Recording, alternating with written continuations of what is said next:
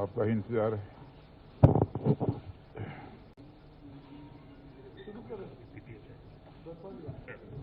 बोलिए सर। नमस्कार। मैं आज की मीडिया ब्रीफिंग में स्वागत करता हूं रक्षा मंत्री श्री राजनाथ सिंह जी का, और इनके साथ मंत्री हैं श्री थावरचंद गहलोत जी, प्रकाश जावड़ेकर जी, पीयूष गोयल जी, मुख्तार अब्बास नकवी जी, प्रहलाद जोशी जी। सर, मैं रिक्वेस्ट करता हूं कि आप मीडिया का ब्रीफिंग शुरू करें। सर, मित्रों, मेरी तरफ से आप सभी का स्वागत है। और आज बाइक नहीं चल रही है? चल रही है। आज राज्यसभा में जब कृषि से संबंधित 2 विधेयकों पर चर्चा चल रही थी, उस समय राज्यसभा के अंदर जो कुछ भी हुआ वह जहां दुखद था वही दुर्भाग्यपूर्ण था, और इससे भी आगे जाकर मैं कहना चाहूंगा कि वह अत्यधिक शर्मनाक था। मैं जानता हूं कि संसद की कार्रवाई सुचारू रूप से चलाने के लिए जहां पर सत्ता पक्ष की जिम्मेदारी बनती है, वहीं पर विपक्ष का भी सहयोग अपेक्षित है। विपक्ष की भी संसदीय मर्यादाओं का पालन करते हुए अपनी भूमिका का निर्वाह करना यह अपेक्षित होता है, एक्सपेक्टेड होता है विपक्ष के द्वारा भी। लेकिन आम जनता के अंदर, आम किसानों के अंदर एक गलतफहमी पैदा करके केवल निहित राजनीतिक स्वार्थ को साधने की जो कोशिश की जा रही है, मैं समझता हूं कि स्वस्थ लोकतांत्रिक परंपराओं के यह अनुकूल नहीं है। और यह दोनों विधेयक, मैं कह सकता हूं, किसान और कृषि जगत दोनों के लिए यह ऐतिहासिक हैं। इसे लागू करने से स्वाभाविक रूप से किसानों की आमदनी बढ़ेगी, लेकिन किसानों के बीच गलतफहमी पैदा की जा रही है। एमएसपी समाप्त कर दी जाएगी, एपीएमसी समाप्त कर दी जाएगी। हकीकत यह है कि यह दोनों बिल प्रभावी होने के बाद हमारा किसान अपना माल भारत में जहां भी बेचना चाहता है पूरी आजादी के साथ बेच सकता है, जहां पर भी उसको अच्छी कीमत मिले। न तो एपीएमसी समाप्त हो रही है और न तो एमएसपी समाप्त हो रही है। इसके पहले भी हमारी सरकार ने बराबर एमएसपी बढ़ाया है, और जो यह वादा किया था कि हम किसानों की आमदनी को जस्ट डबल करेंगे, तो उस लक्ष्य को काफी हद तक हमने हासिल करने में भी कामयाबी हासिल की है। लेकिन हम इसे और आगे ले जाना चाहते हैं। लेकिन जैसा मैंने कहा कि डिप्टी चेयरमैन राज्यसभा के, उनके साथ जो दुर्व्यवहार हुआ है, प्रत्यक्ष सारे देश ने अपनी आंखों से उसे देखा है। हरवंश जी पत्रकारिता क्षेत्र में लंबे समय तक उन्होंने काम किया है और लोग अच्छी तरह परिचित हैं। मूल्यों में विश्वास रखने वाले, वैल्यूज के प्रति कमिटमेंट, एक ऐसे व्यक्तित्व के रूप में उनकी छवि रही है।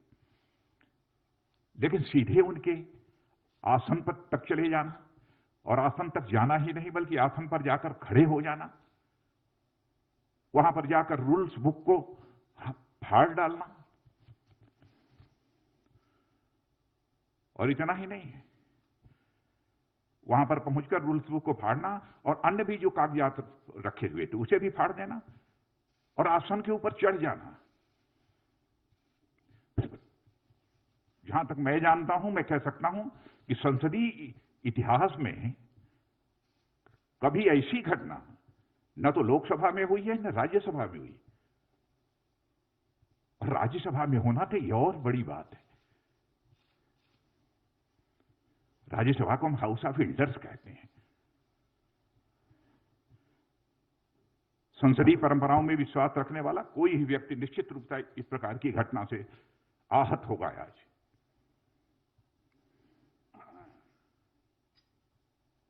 केवल भ्रामक तथ्यों के आधार पर हमारे देश के किसानों को गुमराह करने की कोशिश की जा रही है।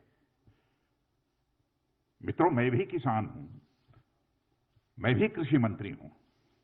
मैं तो अपने जीवन में, राजनीतिक जीवन में कभी यह सोच नहीं सकता कि हम जिस सरकार में हुआ, सरकार कुछ ऐसा कदम उठाएगी जो किसानों के हितों पर चोट पहुंचाने वाला होगा।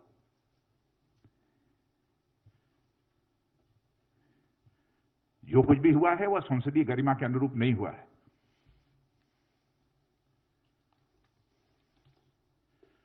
और संसदीय लोकतंत्र में मर्यादाओं का बहुत बड़ा स्थान होता है। जब संसदीय मर्यादाएं टूटती हैं तो लोकतंत्र की परंपराएं भी शर्मसार होती हैं और तार-तार होती हैं।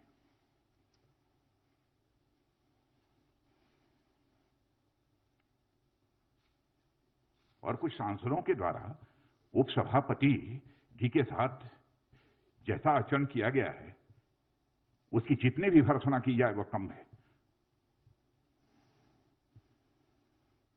और इस प्रकार की जो भी कार्रवाई की गई है उसको मैं कंडेम करता हूं।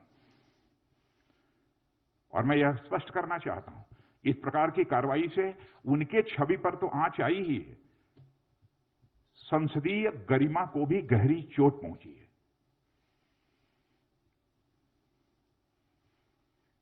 मित्रों, इस अवसर पर मुझे इतना ही कहना था।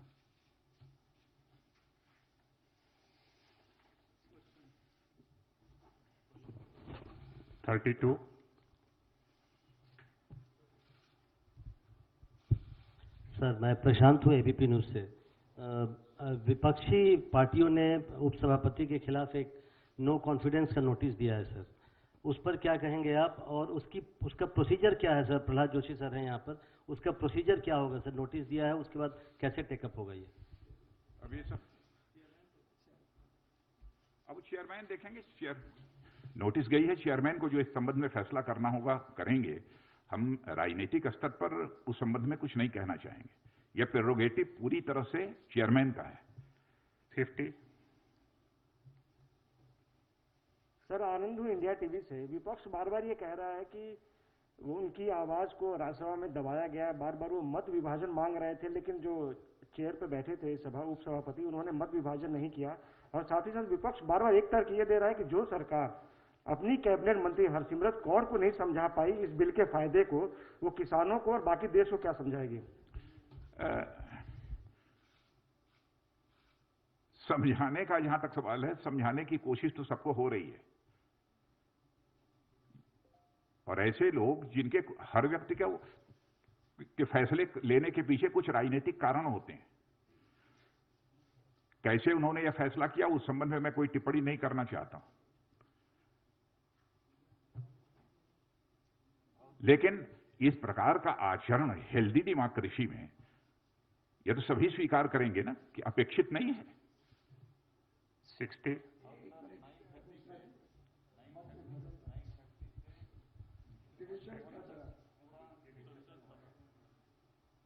अब ये संसदीय कार्य मंत्री बतला रहे हैं कि 9:30 बजे से 1:30 बजे तक पूरा डिस्कशन चला है। अच्छा, दूसरी चीज, मान लिया उन्हें महसूस हुआ कि उनको इग्नोर किया गया, उनकी बात नहीं सुनी किसी, मान लिया। लेकिन मैं ऐसा मानता नहीं, लेकिन उनके हिसाब से भी हम माने।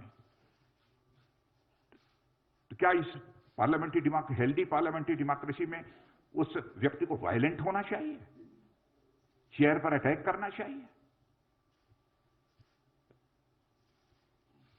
डिप्टी चेयरमैन के आसन पर चढ़ जाना चाहिए? क्या औचित्य है इसका? माइक तोड़ देना चाहिए? मित्रों, सचमुच मैं इससे आहत हुआ हूं। नेक्स्ट क्वेश्चन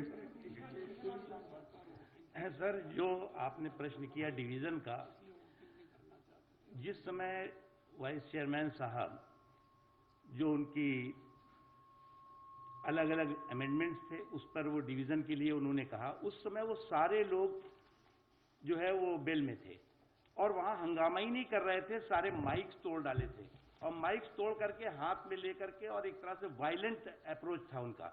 उस समय अगर वो वायलेंट थे तो उसमें अगर वो किसी भी तरह के पार्लियामेंट्री डेकोरम की बात कर रहे हैं तो निश्चित तौर से बिल्कुल गलत है। और बार बार जो है वो वाइस चेयरमैन साहब ने कहा कि आप अगर डिवीजन चाहते हैं तो आपको अपनी सीट पर जाना ही चाहिए, लेकिन कोई नहीं गया, बल्कि जैसा कि आदरणीय राजनाथ जी ने कहा कि वो तो हमारे जो राज्यसभा के स्टाफ के लोग थे उनकी मेज पर थे, एक दूसरे की कंधों पर जो है वो नारेबाजी कर रहे थे। Second last question, 60. या राजनाथ जी, मेरा सवाल, मैं मनीष कुमार हूँ, न्यूज़ 24 न्यूज़ चैनल से। एमएसपी को लेकर जो लगातार एक बात कही जा रही है कि एमएसपी खत्म हो जाएगा, इस पे आप क्या स्पष्टीकरण देंगे? क्योंकि आज पंजाब से लेकर हरियाणा में कई जगह ट्रैक्टर जलाई गई, किसान जो है वो सड़कों पे उतरे हुए थे, उस दौरान ही ये बिल भी पास हो गया संसद से। मित्रों, मैं दो टूक शब्दों में तहे दिल मैं देश के किसान भाइयों को संदेश देना चाहता हूं, किसी भी सूरत में एमएसपी खत्म नहीं होगी। इतना ही नहीं, एपीएमसी जो है उसकी व्यवस्था भी किसी भी सूरत में खत्म नहीं होगी। यह मैं पूरी तरह से देश के किसानों को आश्वस्त करना चाहता हूं, अपने किसान भाइयों को। मैं भी किसान हूं। Last question, 13. So, Polemy from India Today. My question is about MSP itself. Swadeshi Jagran Manch as well, for instance, has said that why can't you write it into the act itself, guarantee MSP and guarantee that if anyone tries to buy produce at a price lesser than MSP, then it will be deemed illegal.